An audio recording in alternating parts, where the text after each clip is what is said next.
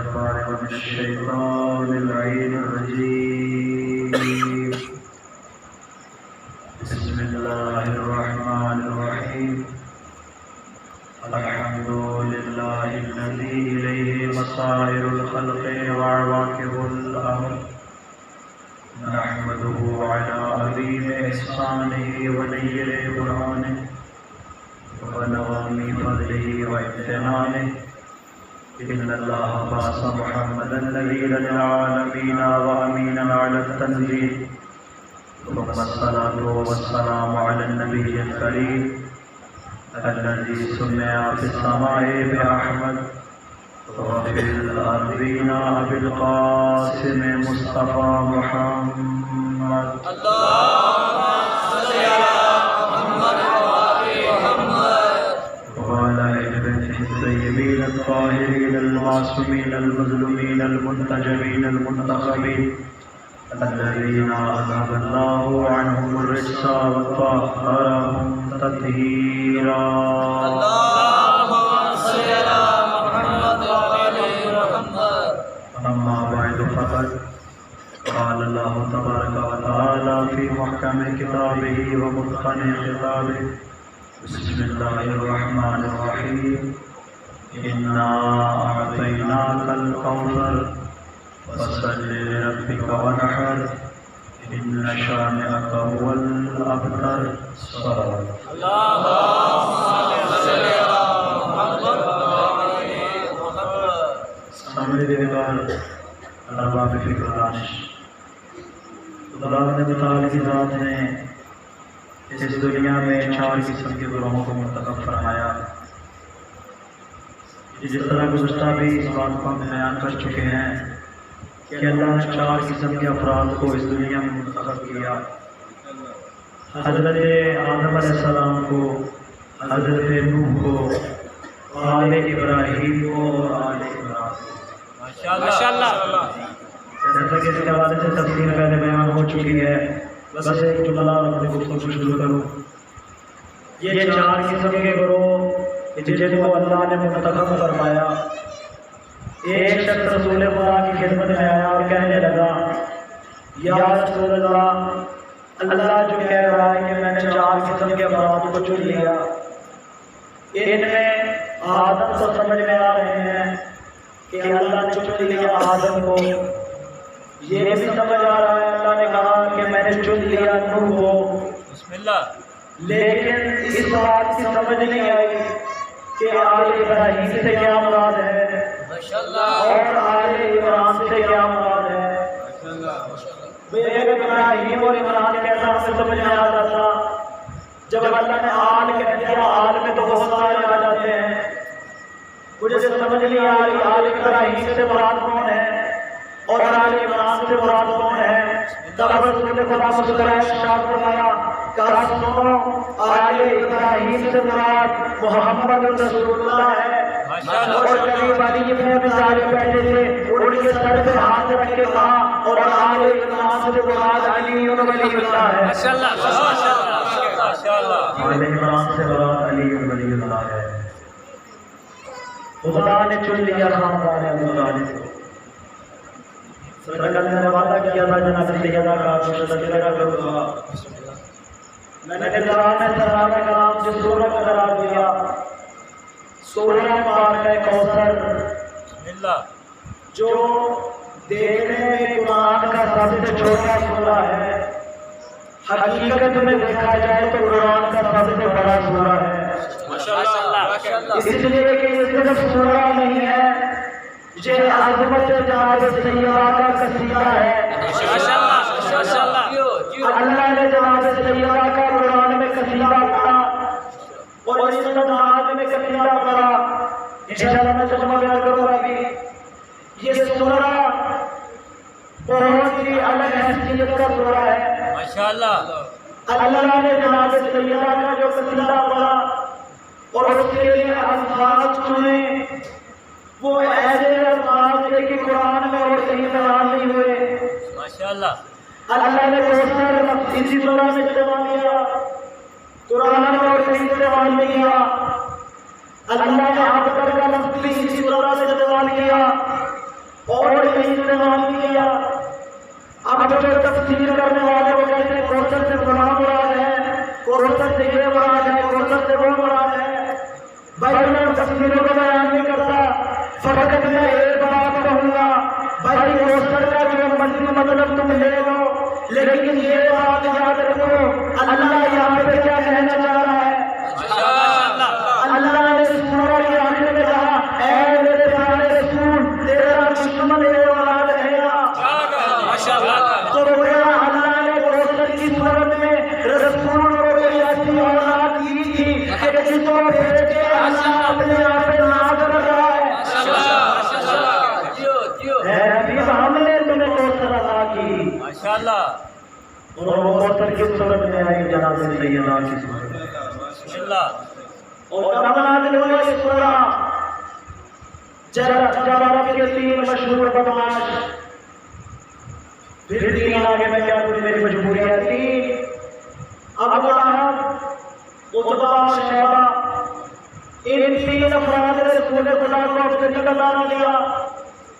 کہا ان کے یہاں جو بیٹا پیدا ہوتا ہے مر جاتا ہے, ان کی رسالت کا کوئی وارث نہیں ہے. میں کمرہ وہ تھے کافر, تھے مشرک, لیکن بڑے سمجھدار تھے. ان کا توجہ سے سن رہے تھے. بڑے تھے کافر, تھے مشرک, لیکن بڑے سمجھدار تھے. وہ اتنا جانتے تھے رسول کے گھر میں کوئی بیٹیاں نہیں ہیں. بھائی اگر کوئی اور اولاد ہوتی تو سارے اولادوں کو پتا ہوتا, مگر نہیں, وہ کہہ رہے جو بیٹا پیدا ہوتا ہے مر جاتا ہے, اس کے یہاں اولاد نہیں ہوگی. تب رسول خدا کا دل شکستہ ہوا. جیسے ہی دل اولاد میں فوراً جبرائیل نازل ہوئے. جبرائیل نے اعلان کر کے کہا پروردگار کہہ رہا ہے اتنا دینا کا کوثر, میرے نبی پریشان ہونے کی ضرورت نہیں, ہم نے تمہیں کوثر عطا کی. ماشاءاللہ. اور کوثر کی طرح نازل ہوئی. اللہ نے صرف ایک فاطمہ کو بھیجا اور اللہ کہہ رہا میں نے تمہیں خیر کثیر عطا کی. ماشاءاللہ. بھائی فاطمہ تو ایک ہے, ایک کبھی کثیر نہیں ہو سکتا. کثیر میں تو بہت سارے افراد ہوتے ہیں. اللہ نے ایک فاطمہ کو بھیجا. گویا میں صرف فاطمہ نہیں تھی, حقیقت میں اللہ یہ وعدہ کر رہا تھا اے حبیب تیرے زمانہ ایسا آئے گا جب دنیا کے ہر کونے میں اولاد سیدہ ہوگی. دنیا کا کوئی کونا ایسا نہیں ہوگا جہاں میں سید موجود نہ ہو.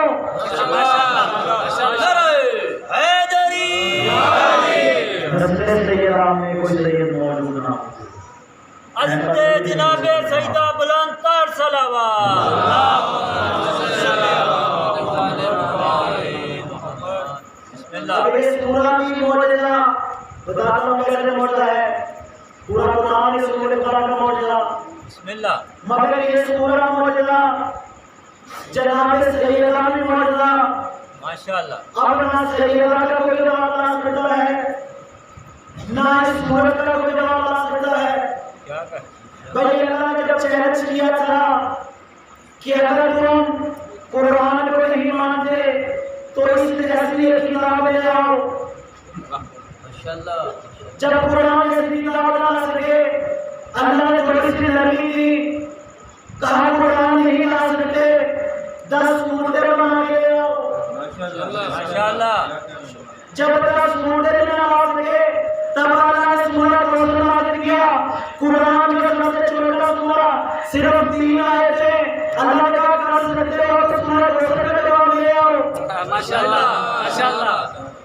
اب عرب مشہور کے 7 مشہور کلام جو عرب کے بڑے بڑے شاعروں نے لکھے تھے. عرب میں سال کے بعد 78,000 لگتا تھا. اس میں بڑے بڑے شاعر اپنے لکھے ہوئے کلام سنایا کرتے تھے.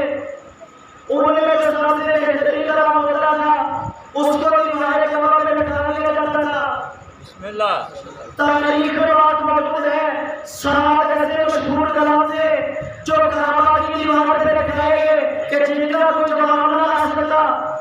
مگر اللہ نے جیسے ہی سورہ کوثر نازل کی ان 7 کلاموں کو تمہارے کعبہ سے ہٹا لیا گیا. ایک مرتبہ سورہ کوثر کو دیوار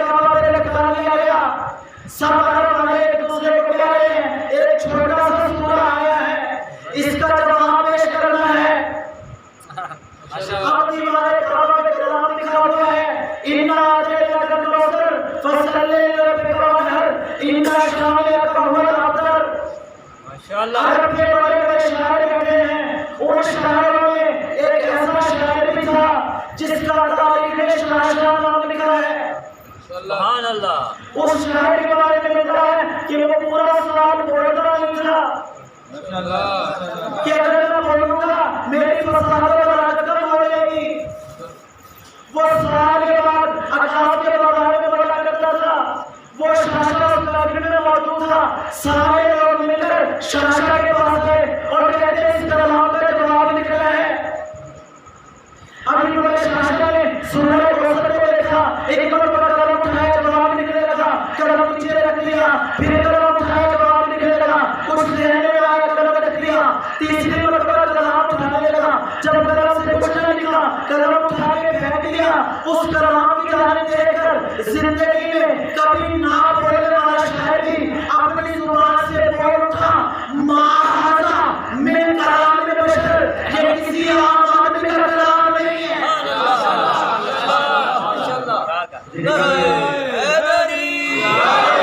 کسی عام آدمی کا کلام نہیں ہے. بہت جگہ جناب سیدنا کا بے شک کیا کہ ایک بہت اچھا تمہید ہے کروں انشاءاللہ آخر میں نتیجہ دوں گا. بسم اللہ بسم اللہ بات تھوڑی سی مشکل ہے لیکن مثال سمجھاؤں گا. اللہ نے ہر انسان کو پیدا کیا, ہر چیز کو دنیا میں خلق کیا. مقصد کیا تھا کہ ہر چیز اپنے کمال کو پہنچ جائے. مقصد تو یہی ہے. دنیا میں جو خدا نے ہر چیز کو بھیجا اس کا مقصد ہے کہ وہ اپنے کمال تک پہنچ جائے. مثال دیتا ہوں, اللہ نے بیج کو پیدا کیا. بیج جو کھیتوں میں بولتے ہیں, درخت اگاتے ہیں, اللہ نے چھوٹا سا بیج پیدا کیا. اس بیج کا کمال یہ ہے کہ یہ مراحل طے کرتا ہوا ایک تناور درخت بن جائے. یعنی بیج اگر درخت بن جائے تو یہ بیج کا کمال ہے. اس کو کہتے ہیں کمال نباتی. ایک مرحلہ آگے بڑھتے ہیں, ایک ہوتا ہے کمال حیوانی. کمال حیوانی کا مطلب کیا؟ جانور کا چھوٹا سا بچہ اس دنیا میں آیا. مقصد کیا ہے یہ جوان ہو جائے, بڑا ہو جائے اور اپنی نسل کو آگے بڑھائے. جانور کا نسل آگے بڑھاتے ہیں. یہ کمال حیوانی ہے. انسان کا ایک کمال نہیں. پوری طرح چاہوں گا اکثر انسان سمجھتے ہیں کہ اپنی نسل آگے بڑھا لینا گویا کہ ہم نے زندگی کا مقصد پورا کر دیا. یہ انسان کا کمال نہیں, یہ حیوان کا کمال ہے. انسان کا کمال سے بھی آگے ہے. پوری طرح لگی یہ حیوان کا کمال ہے, انسان کا کمال سے بھی آگے. انسان کا کمال کیا ہے؟ اس کا کمال یہ ہے کہ حضرت انسان چاہتا ہے کہ وہ ذات مجھ سے راضی ہو جائے. ماشاءاللہ ماشاءاللہ ہر انسان نہیں چاہتا ہے. میں الفاظ کیوں نہ بدلوں, ہر انسان یہ چاہتا ہے کہ وہ رضی اللہ عنہ بن جائے. کیا کہنے ماشاءاللہ. ہر انسان یہ چاہتا ہے کہ وہ اللہ کو راضی کر لے, لیکن یہ بات میں ختم نہیں ہوتی. اس سے آگے بھی ایک بڑا مرحلہ ہے. ماشاءاللہ وہ مرحلہ اولیاء خدا کا ہے.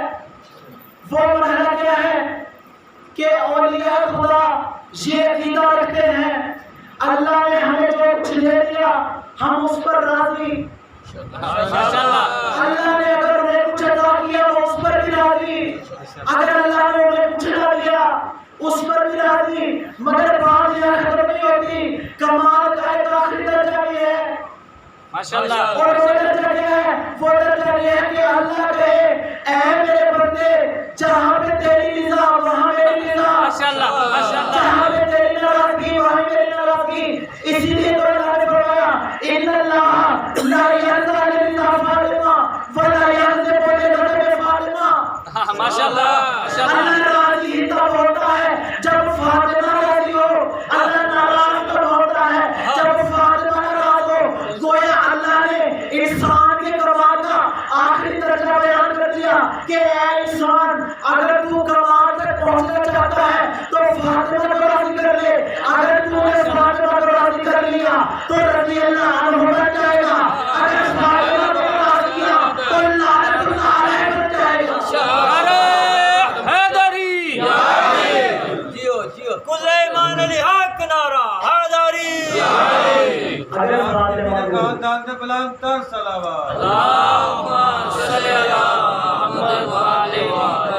بجائے دیوان ماشاءاللہ اگر فاطمہ کو راضی کر لیا ماشاءاللہ تو انسان نے اپنی زندگی کا مقصد حاصل کر لیا. کیا کہ بے شک بہت عظمت ہے جناب سیدنا کی. بے شک جناب سیدنا کے نور کے حوالے سے دل ہے کہ میں کچھ پڑھوں. بسم اللہ ماشاءاللہ ایک کتاب ہے جس کا نام ہے مصباح الہدایہ فی الخلافۃ والولایہ. ماشاءاللہ لکھنے والے کون ہیں؟ امام خمینی نور اللہ مرکزہ شریف. وہ اپنی کتاب میں لکھتے ہیں جب اللہ نے 14 معصومین کے نور کو خلق کیا تو 13 انوار ایسے تھے جن کو اللہ نے صلب اعظم میں منتقل کر دیا. ماشاءاللہ ماشاءاللہ 14 انوار تھے نا.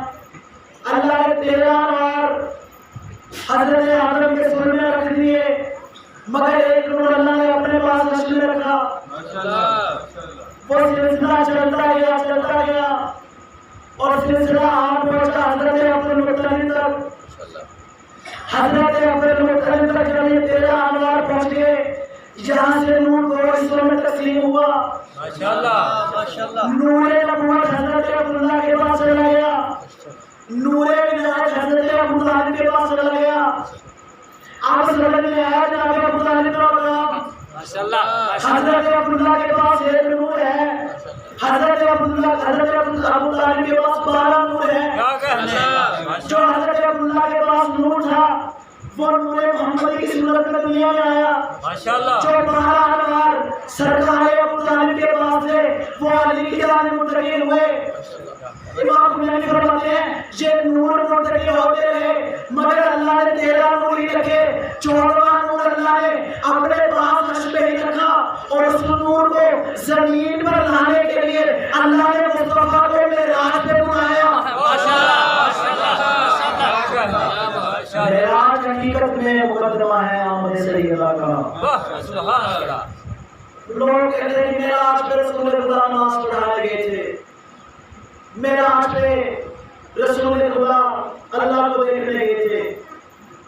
بھئی اللہ نظر آتا ہے؟ دیکھا ہے کبھی کسی؟ وہ الگ بات ہے کہ دلی آنکھوں سے دیکھا جا سکتا ہے. یہ مولا کا جملہ ہے کہ پوری کائنات میں ہر چیز جلوہ خدا ہے. خدا کو دیکھ کے بغیر دل کی آنکھوں کے بغیر نہیں دیکھا جا سکتا. بسم اللہ کبھی آپ دیکھیں خدا کی بات نہیں کرنا لیکن ظاہری آنکھوں سے کبھی خدا کو نہیں دیکھا جا سکتا. اس لیے کہ وہ اللہ جسم و جسمانی سے بڑھ رہا ہے. رسول خدا اللہ کو نہیں دیکھنے گئے تھے. معراج رسول کی نہیں تھی. فرشتوں نے کہا تھا بنانے والے جب سے تو نے نور محمد بنایا ہم نے تب سے اس کو دیکھا. جب تو نے زمین پر دیکھ لیا تب سے ہم نے اس کی زیارت نہیں کی. کیا کہتے ذرا ایک بار اس کو عرش پہ بلانے ہماری معراج ہو جائے. ماشاءاللہ ماشاءاللہ ماشاءاللہ اب ایک مرتبہ رسول خدا عرش عظیم پر پہنچے. جناب ابراہیم نے کہا رسول اللہ اس سے کھا لیجیے. رسول خدا نے کہا ابراہیم میں عرش پہ کھانے پینے کے لیے نہیں آیا. جناب ابراہیم نے کہا یا رسول اللہ یہ جنت کا سیب ہے کھا لیجیے اس میں فاطمہ کا نور ہے. ماشاءاللہ ماشاءاللہ کیا کہتے اور جناب محمد مصطفیٰ عرش عظیم پر پہنچے سدرۃ المنتہا سے آگے. جناب ابراہیم پیچھے رہ گئے. ایک مرتبہ رسول خدا جب اپنی نالین اتارنے لگے ماشاءاللہ پوری طرح توجہ میں تھے. جب حضرت موسیٰ وادی مقدس سے دعا میں داخل ہونے لگے تو آوازیں گرنے آ گئی یا موسیٰ اخلاً علیہ موسیٰ اپنی جوتیاں اتار دے یہ وادی مقدس ہے. لیکن جب رسول خدا عرش عظیم پر گئے ایک مرتبہ نالین اتارنے لگے آوازیں پڑتی آ گئی مصطفیٰ نالین اتارنے کی ضرورت نہیں تشریف لے آئیے آپ ہی کی سیدہ ہے. نعرہ تکبیر نعرہ تکبیر نعرہ رسالت نعرہ رسالت علی حق نعرہ حیدری حیدری محمد و آل محمد بلند تر صلوات.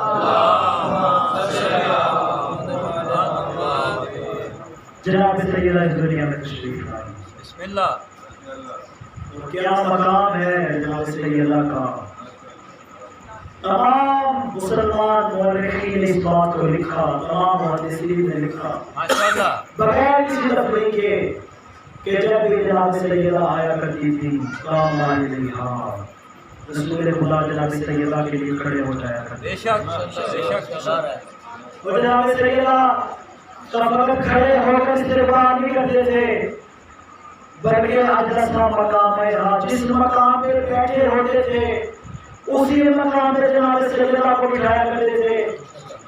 میں عرض کروں گا یا رسول اللہ خدا آپ نے فرمایا ہے کہ اگر باپ نہ جائے تو اولاد کھڑی ہو کر احترام کرے، اگر استاد آ جائے شاگرد کھڑا ہو کے احترام کرے، اگر عالم دین آ جائے لوگ کھڑے ہو کر احترام کریں. مگر یا رسول اللہ کیا یہ ضروری ہے کہ جب بھی بیٹی ہے باپ کھڑا ہو کر احترام کرے؟ تو ہمارے لیے ہمارے رسول یقین نہیں جہاں پہ باپ بیٹی کا احترام نہیں کر رہا بلکہ رحمت للعالمین سیدہ نساء العالمین کا احترام کر رہا ہے. اگر جملہ مکمل نہیں ہوا رحمت للعالمین سیدہ نساء العالمین کا احترام کر رہا ہے، حقیقت میں یہ رسول احترام نہیں کر رہا بلکہ رسول کھڑے ہو کر دنیا والوں کو بتائے صرف میں محمد مصطفیٰ کھڑا نہیں ہو رہا، میری داد میں علی بھی کھڑا ہو رہا ہے اور صرف علی نہیں کھڑا ہو رہا، 1.25 لاکھ انبیاء جو میری پشت میں ہیں وہ فاطمہ کے احترام میں کھڑے ہو رہے ہیں. میں جملے کو مکمل کروں محمد مصطفیٰ بھی کھڑے ہو رہے ہیں. جتنے بھی 1.25 لاکھ انبیاء، جتنے بھی نبی مرسل، جتنے بھی انبیاء ہیں سارے کے سارے، جتنے بھی اولیاء ہیں، جتنے بھی اولیاء ہیں بشمول تمام ائمہ معصومین کے سب مل کر تعظیم فاطمہ میں کھڑے ہو رہے ہیں. اور جب امیر المومنین جناب سیدہ کے احترام میں کھڑے ہو جایا کرتے تو کسی نے سوال کیا یا علی آپ زوجہ کے احترام میں کھڑے ہوتے ہیں؟ مولانا نے کہا نہیں میں زوجہ کے احترام میں کھڑا نہیں ہو رہا، رسول خدا جناب سیدہ کے لیے کھڑے ہوتے تھے، میں رسول کی اطاعت میں جناب سیدہ کا احترام کرتا ہوں. پاک سیدہ دی ذات بلند تر صلوات.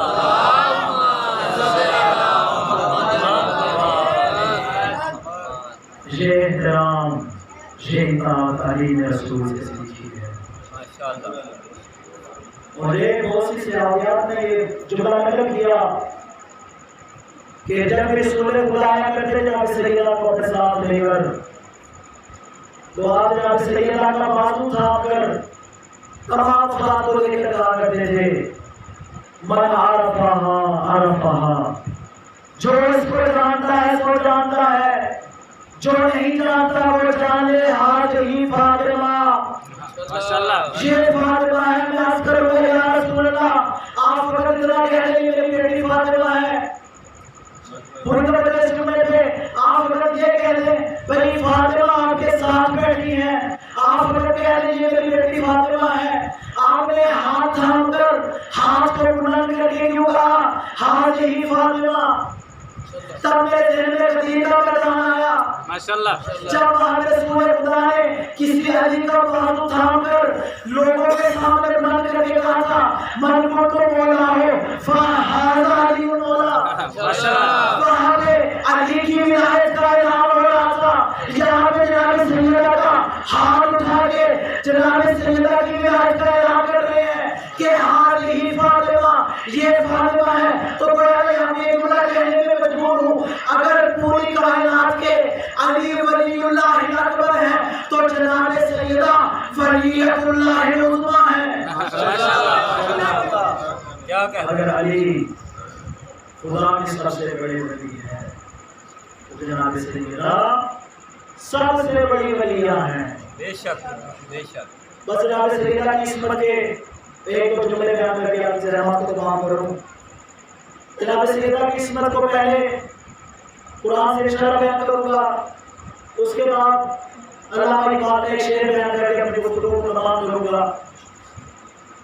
لوگ کہتے ہیں کہ جناب سیدہ کی عصمت آپ کہاں سے ثابت کرتے ہیں؟ قرآن میں تو وہی ذکر نہیں ہے جناب سیدہ کا. بسم اللہ. پوری توجہ اور سننے پہ جناب سیدہ کی عصمت آپ کہاں سے ثابت کرتے ہیں؟ میں ان سے سوال کروں گا کہ مجھے یہ بتائیں جناب مریم کی عصمت کہاں سے ثابت ہو رہی ہے؟ ماشاءاللہ. بولیں گے اللہ نے جناب مریم کے لیے کہا تھا یا مریم وَإِنَّ اللَّهَ اصْطَفَاكِ وَطَهَّرَكِ وَاصْطَفَاكِ عَلَىٰ نِسَاءِ الْعَالَمِينَ. اے مریم اللہ نے تجھے چن لیا اور تجھے پاک کر دیا اور تجھے تمام عورتوں کے لیے منتخب کر لیا. ماشاءاللہ. بھائی اس ایک جملے سے جناب مریم کی عصمت ثابت ہو رہی ہے. وہ کس طرح کہ اللہ ان کی طہارت کی گواہی دے رہا ہے. ماشاءاللہ. تو اللہ جس کی طہارت کی گواہی دے وہ معصوم ہوا کرتا ہے. جناب مریم کے لیے اللہ نے ایک آیت بھیجی، اس ایک آیت سے جناب مریم کی عصمت ثابت ہو رہی ہے. آپ دیکھتے ہیں اللہ نے جناب سیدہ کے لیے کیا کہا.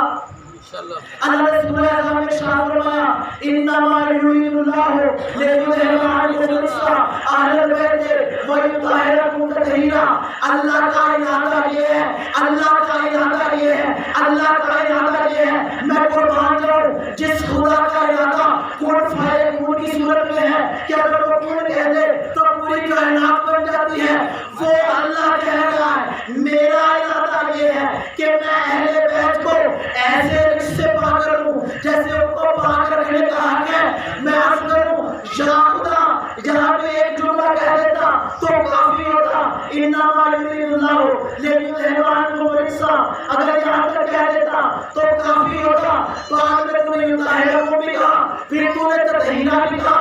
اتنے الفاظ کیوں بیان کر رہا ہے؟ تو یقیناً آواز آئے گی اگر مریم کے لیے میں ایک لفظ استعمال کروں تو جو فخر مریم ہے اس کے لیے کیوں نہ الفاظوں کو شامل کروں.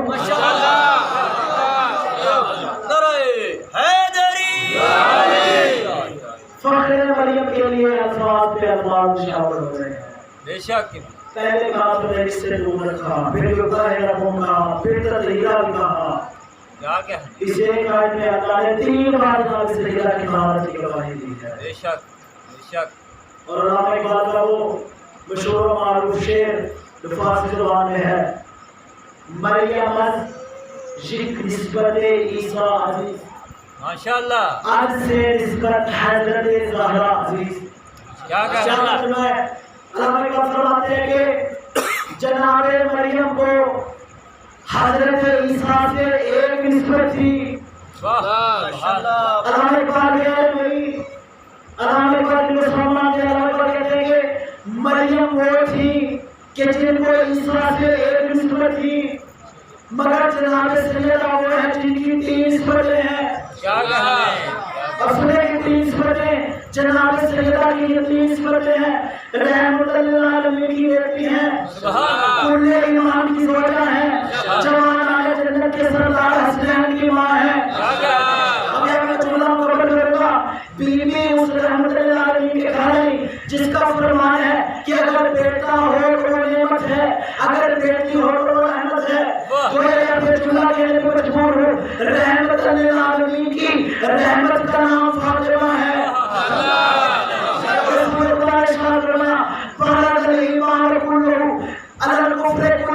آج کل ایمان کل کفر کے مقابلے میں ہے. علی کے بارے میں فرمایا تھا غزوہ خندق میں کہ آج کل ایمان کل کفر کے مقابلے میں ہے.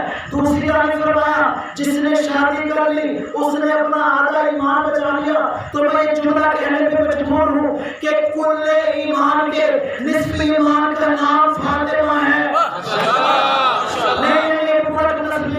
رسول اللہ نے شاہ فرمایا الجنت تحت اقدام الامہات، جنت ماں کے پاؤں کے نیچے ہے.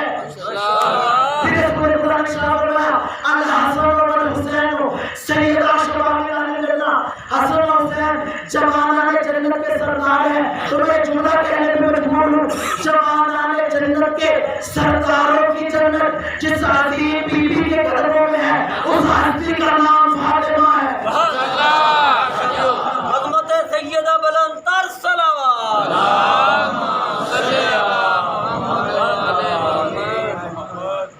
بہت عظمت ہے جناب سیدنا کی. بے شک قبلہ.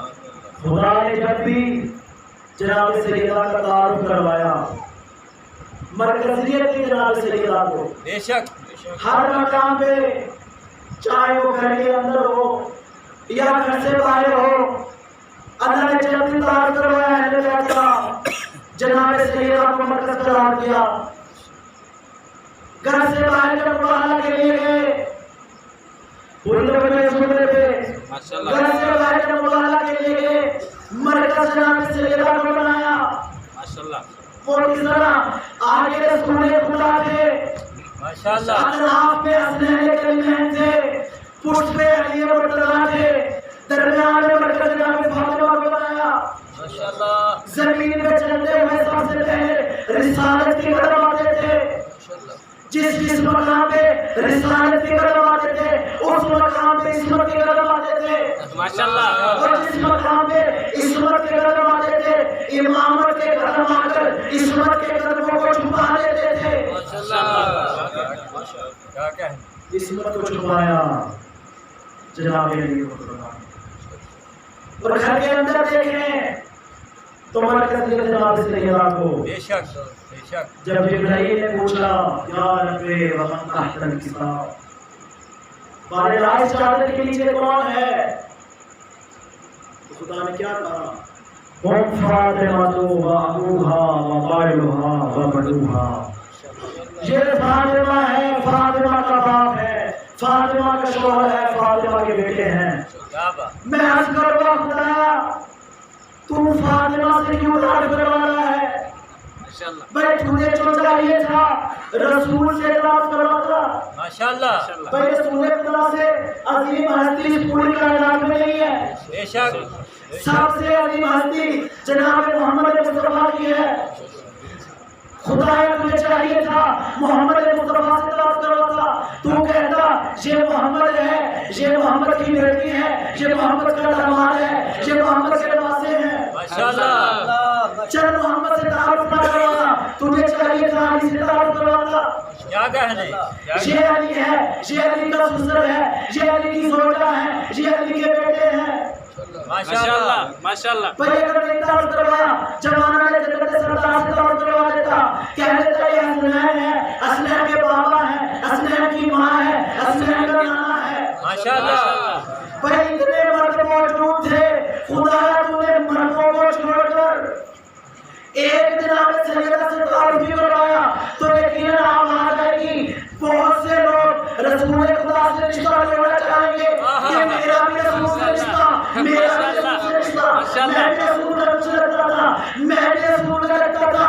میں نے مرکزیت جناب سیدنا کو عطا کر دی کہ اگر کسی کو شک ہو کہ فلاں فلاں اہل بیت میں ہے یا نہیں تو اسے جناب سیدنا کی طرف بتانا. اگر فاطمہ کے لیے محرم ہوا تو اہل بیت میں سے ہے فاطمہ کے لیے نامحرم ہوا تو اہل بیت میں سے نہیں ہے. کل ایمان کل قرآن علی حق نعرہ حیدری.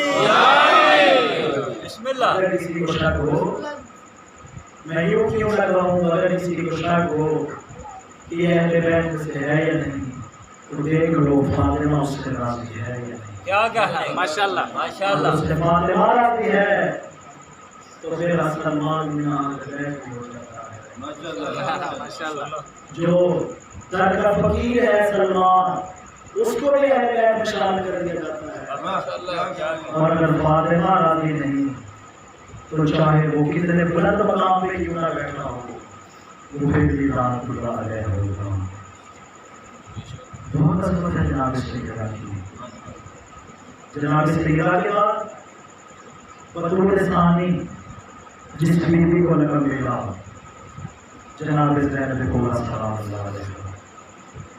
انشاءاللہ زندگی رہی تو کل جناب سیدنا زینب کبریٰ کے بارے میں کچھ جملے بیان کریں گے کہ جنہوں نے سرکار ابو طالب کے وعدے کو وفا کیا اور وہ وعدہ جو جناب ابو طالب نے کیا تھا بیوی نے مسجد حسین کو بچا کر دنیا والوں پہ واضح کر دیا کہ اگرچہ میں خاتون ہوں مگر علی کی بیٹی ہوں. بس ہزاروں اشخاص تمہارا پالی جانتے ہو آج کے روز کیا ہوا تھا؟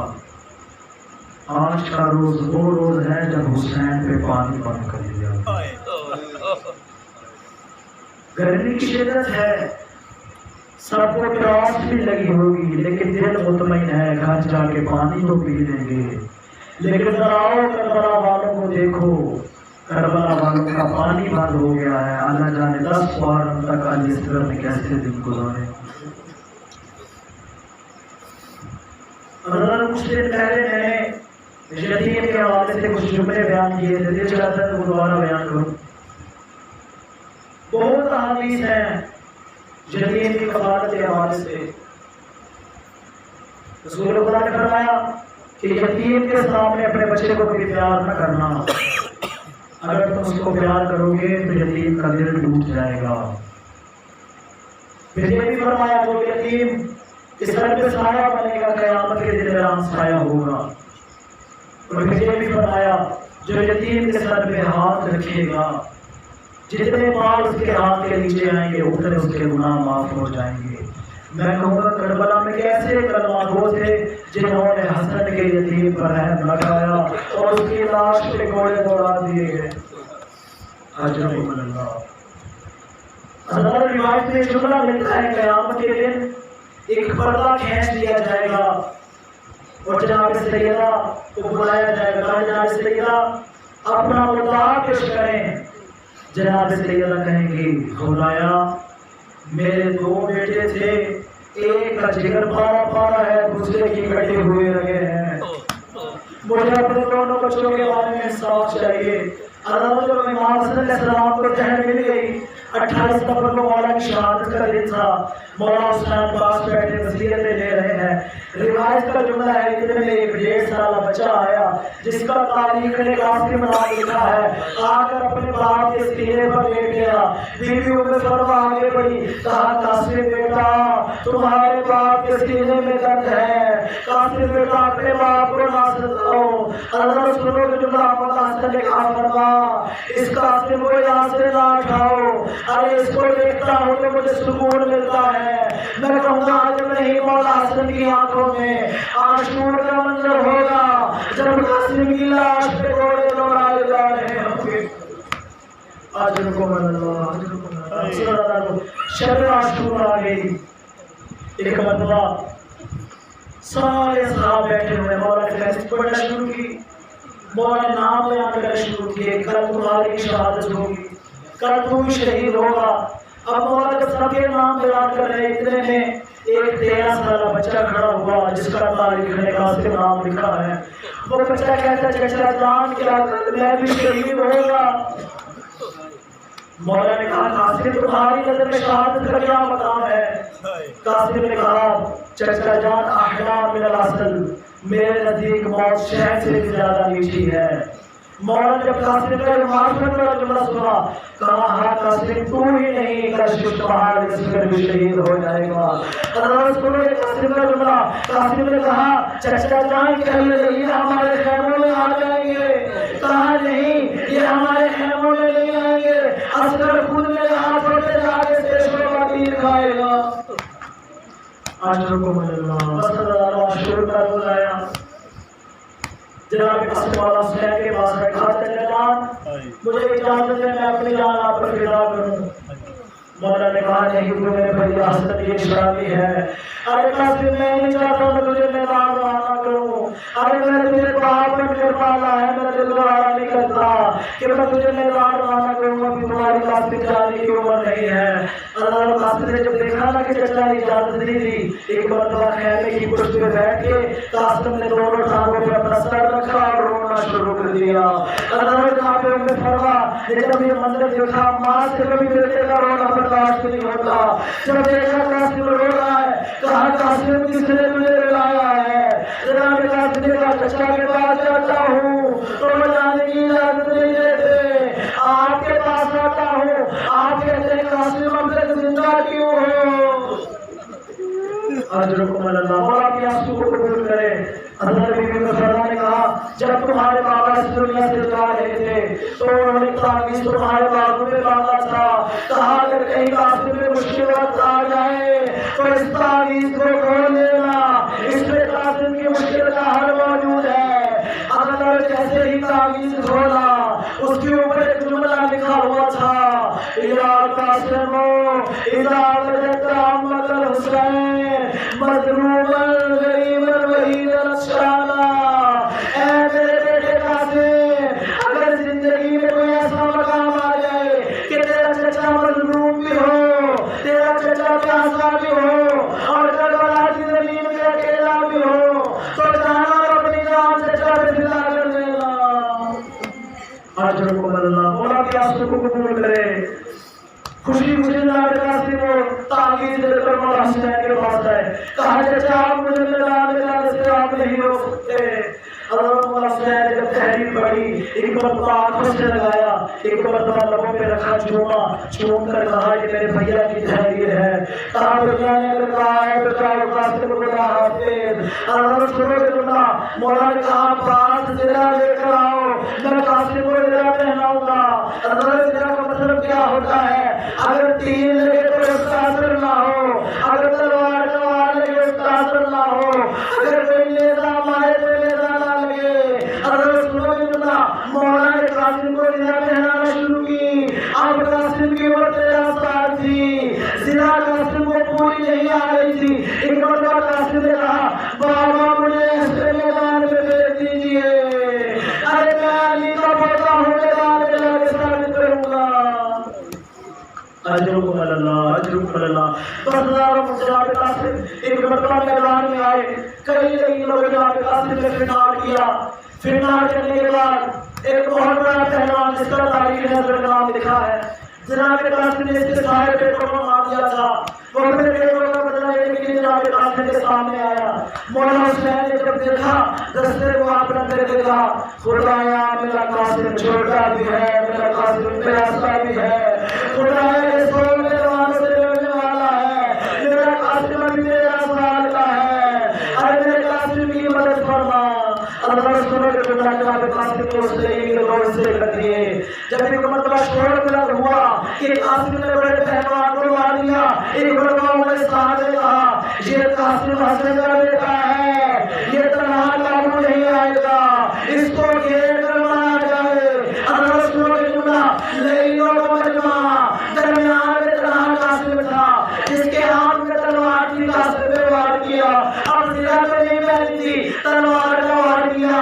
جس کے ہاتھ میں نیزہ تھا اس نے نیزہ مارا, جس کے پاس تیر تھا اس نے تیر مارا, اور جس کے پاس کچھ نہیں تھا اس نے جناب قاسم کو پتھر مارے. اور ایک ایسا مقام آیا ایک پہاڑی کو جا کر جناب قاسم کے سر میں لگایا. اب زمین میں سفر نہ سکے, زمین سے زمین پر آئے, کہا یا اماں علیکہ منی السلام, اے میرے چچا نے آخری سلام قبول کیجئے. جب قاسم کی صدا کو سنا مقتل کی آگے بڑھنا شروع کیا. ابھی حسین قاسم کے پاس پہنچے نہیں تھے کہ دائیں کے گھوڑے بائیں دوڑ گئے, بائیں کے گھوڑے دائیں دوڑ گئے. قاسم کا لاشا مال ہو گیا. مولانا ناشے پر آئے, کہا قاسم تیرے چچا کے لیے بہت مشکل ہے کہ وہ مصیبت میں ان کو بنائے اور وہ تیری مدد کے لیے نہ آسے. اجرکم اللہ, اجرکم اللہ. مولا کی آنسو کو قبول کرے. اللہ سنو کے جملہ مولا نے جب تلاش کیا تو قاسم کا لاشا پامال ہو چکا تھا. مولا نے اپنی آواز کو لے کر آگے بچھایا اور اس طرح قاسم کے ٹکڑے چننا شروع کیے جیسے مالی بار سے پھول چنتا ہے. اللہ مولا نے قاسم کا لاشا اٹھایا, ایک گٹلی بنا کے مولا نے کندھے پر رکھی. میں کہوں گا جو بھی تاریخ میں جنازہ آتا ہے ہمیشہ 4 کانوں میں آیا کرتا ہے. ارے کربلا میں کیسا جنازہ جو ایک ہی کانے پر آ گیا. ایک مرتبہ مولا جناب قاسم کو خیام میں لے کر آئے. بی بی فرما نے کہا مولا میرا قاسم کہاں ہے. مولا نے گٹی کی طرف اشارہ کیا, کہا یہ قاسم ہے. بی بی نے دیکھ کر کہا قاسم جب اپنے بابا کے پاس جانا تو کہنا ہم مانے والا وفا کر لیا. ارے میرے چچا نے اپنی جان قربان کر دی. ارے قاسم کی لاش پامال ہو گئی, قاسم کی لاش کے گھوڑے دوڑ گئے. إنا لله وإنا إليه راجعون سيعلم الذين ظلموا أيام ينقلبون بذنب قضائهم